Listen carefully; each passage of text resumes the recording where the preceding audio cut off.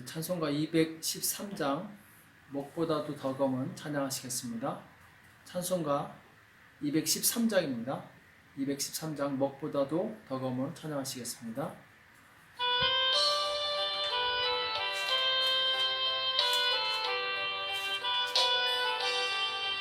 목보다도 더 검은 죄로 물든 이 마음 빗물보다 더 이게 깨끗하게 씻겼네.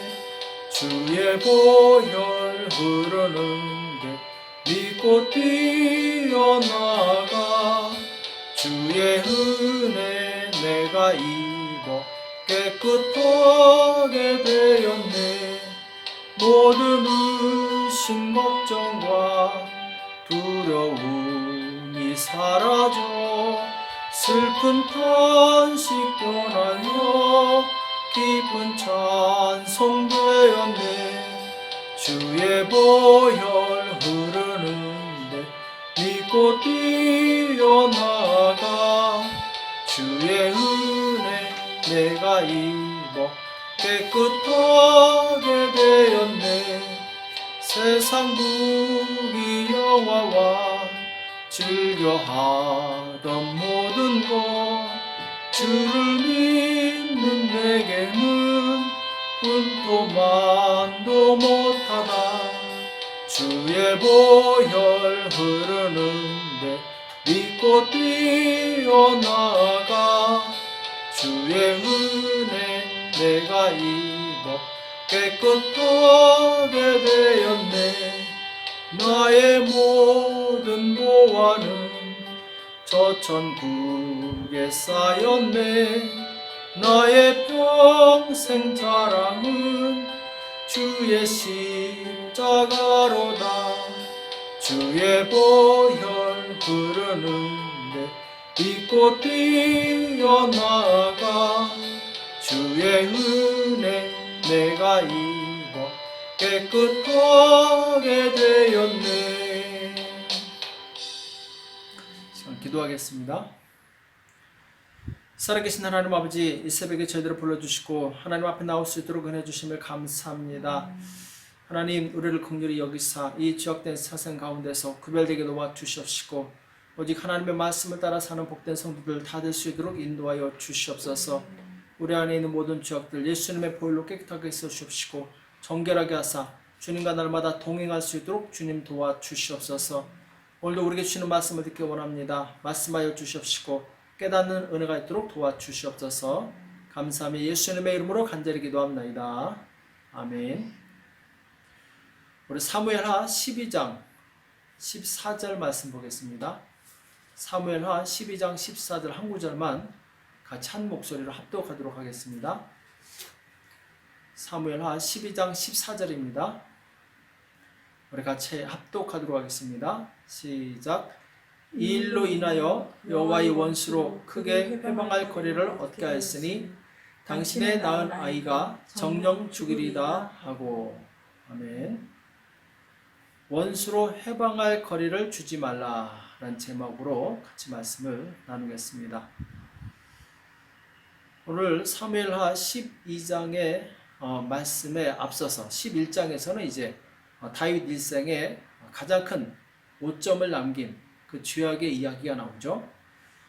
다윗이 우리아의 아내 바세바를 간음하고 그것을 이제 덮기 위해서 우리아를 전쟁터에서 이제 죽게 하죠. 그리고 이제 우리아가 죽으니까 바세바를 자기 아내로 취하는 이런 이제 엄청난 죄악을 짓게 되는데, 자, 이 일로 인해서 하나님께서 굉장히 진노하십니다. 그래서 이 나단 선지자를 통해서 다윗으로 하여금 이 죄를 지적하게 되는데, 참 아이러니한 것은 다윗은 자신이 저지른 죄에 대해서 잘 모르고 있었다라는 거예요. 그것이 얼마나 큰 죄인지 그 심각성을 모르고 있었다라는 거죠. 나단 선지자가 와서 비유를 통해서 이 다윗의 죄를 지적하게 되죠. 한 성에 두 사람이 있었는데, 이제 부자와 가난한 사람이 있었는데, 부자는 이제 소하고 양이 굉장히 많은데, 가난한 사람은 이제 집에 암양 새끼 하나밖에 없고, 같이 먹고 같이 자면서 이제 딸처럼 키우고 있었다. 자, 그런데 어떤 행인이 이 부잣집에 손님으로 왔는데 이 부자는 자기 집에 그 많은 양 중에 양을 잡지 않고 옆에 있는 그 가난한 집의 양을 빼사다가 이 손님을 대접하는 내용이 나오죠. 자, 이 이야기를 듣자마자 다윗은 굉장히 화를 냅니다. 오늘 5절에 보면은 다윗이 그 사람을 크게 노하여 나단에게 이르되 여호와의 사심에 가리켜 맹세하노니 이 일을 행한 사람은 마땅히 죽을 자라. 자, 지금 다윗이 너무나도 화가 나서 이 사람은 죽을 자라. 자, 왜 그러냐면은 자신의 많은 것은 놔두고 옆에 하나밖에 없는 이 새끼 암양을 빼앗아서 이 손님을 접대한 것에 대해서 용납할 수가 없는 거죠. 그러면서 6절에 보면은 저가 불쌍히 여기지 않고 이 일을 행하였으니 그 양 새끼를 4배나 갚아 주어야 하리라. 그러면서 이제 다윗은 당연히 이 부자가 보상을 해야 된다. 이렇게 이제 얘기를 하고 있죠. 이때 나단이 직설적으로 이야기를 합니다. 12장 7절에 보면은 나단이 다윗에게 이르되 당신이 그 사람이라. 당신이 그 사람이라. 아주 직설적으로 얘기를 하죠. 당신이 지금 부자를 욕하는데 지금 당신이 그 사람이라고. 당신에게는 많은 이 아내가 있는데 그 옆에 딱 하나밖에 없는 그 사랑스러운 아내를 빼앗은 당신이 바로 그 살인자라고 이렇게 얘기를 하고 있는 거죠. 그러면서 이스라엘 하나님 여호와께서 이처럼 이르시기를 내가 너로 이스라엘 왕을 삼기 위하여 내게 기름을 붓고 너를 사울의 손에서 구원하고 하나님께서 다윗을 비천한 가운데서 들어서 왕으로 세워주시고 또 사울 왕이 죽이려고 그렇게 쫓아다녔지만 하나님께서 항상 보호하셨다는 거죠. 그런데 어찌하여 내가 여호와의 말씀을 업신여기고. 자, 다윗은 이 10계명의 세 가지 죄를 범하게 되죠. 그렇죠? 간음죄를 짓게 되고 또 사기죄, 거짓말하는 죄를 짓고 또 이 살인죄를 짓게 됩니다. 내가 여호와의 말씀을 업신여기고 나 보기에 악을 행하였느뇨. 내가 칼로 햇사람 우리아를 죽이되 암몬 자손의 칼로 죽이고 그 철을 빼앗아 내 철을 삼았도다. 그러니까 하나님께서는 다 알고 계셨고 다 보고 계셨던 거죠. 그러시면서 이 다윗에 대한 그 죄의 대가를 말씀하시죠. 10절에 보면은 이제 내가 나를 업신여기고 햇사람 우리아의 철을 빼앗아 내 철을 삼았은즉 칼이 내 집에 영영이 떠나지 아니하리라 하셨고. 자, 칼이 내 집에 영영이 떠나지 아니하리라. 칼로 인해서 집안이 많은 고통과 상처와 고난을 당하게 될 것을 말씀하고 있는 거죠. 실제로 사무엘하 13장 다음 장부터는 다윗 집안에 아주 큰 환란이 닥치는 내용이 나옵니다. 오늘 12장 11절에 보면은 여호와께서 또 이처럼 이르시기를 내가 내 집에 재화를 일으키고 내가 내 처들을 가져 내 눈앞에서 다른 사람에게 주리니 그 사람이 내 처들로 더불어 백주에 동침하리라. 너는 은밀히 행하였으나 나는 이스라엘 무리 앞 백주에 이 일을 행하리라 하셨나이다. 그러니까 지금 다윗은 몰래 은밀하게 죄를 지었지만 하나님께서는 그 죄를 몇 배나 더 그것도 공개적으로 책망하시고 그리고 갚아주시겠다 이렇게 말씀하고 있죠. 정말 다윗 일생에 치명적인 오점을 남기고 그리고 말할 수 없는 고통을 남긴 이 죄의 사건. 그런데 이 죄를 짓는 것이 왜 사람에게 이런 치명적인 결과를 낳게 되는가?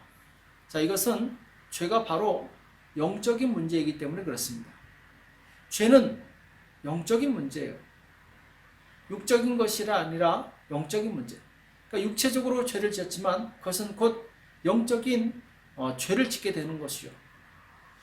오늘 14절에 보면은 본문 말씀이죠. 이 일로 인하여 여호와의 원수로 크게 회방할 거리를 얻게 하였으니. 자, 여호와의 원수는 바로 마귀죠. 사단이죠. 지금 다윗이 육신의 죄를 범함으로 영적인 존재 마귀가 공격할 빌미를 제공했다고 성경은 말씀하고 있습니다.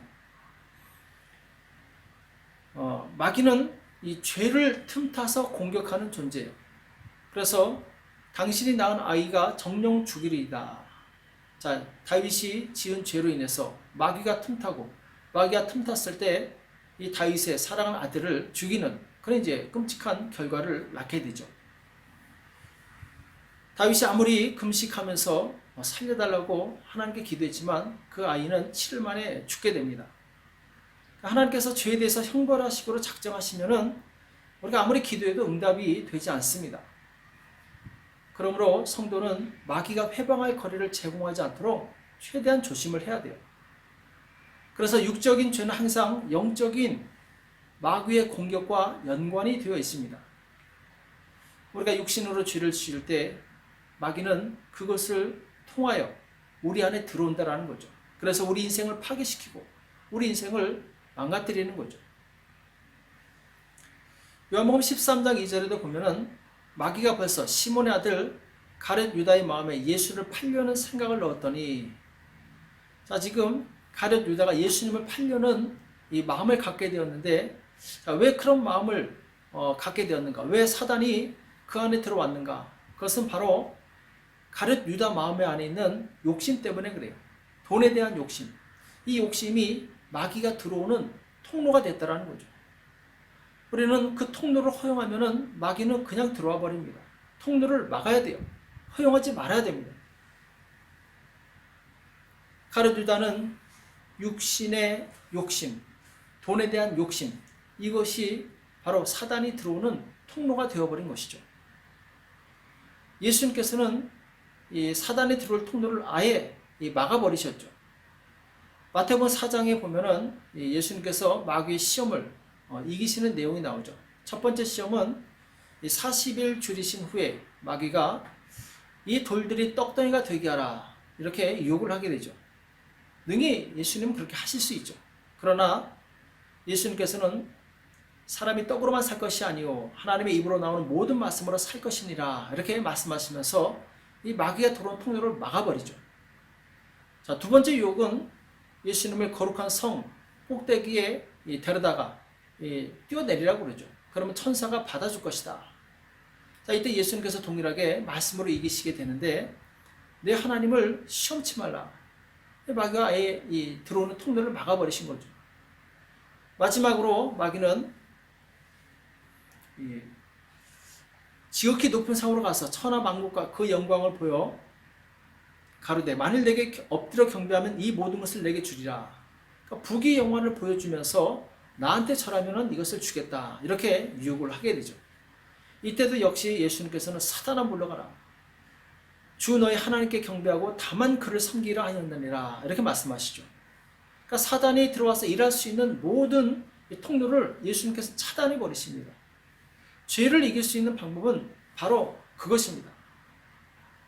마귀가 공격하기 전에 들어올 수 있는 통로를 차단하는 거죠.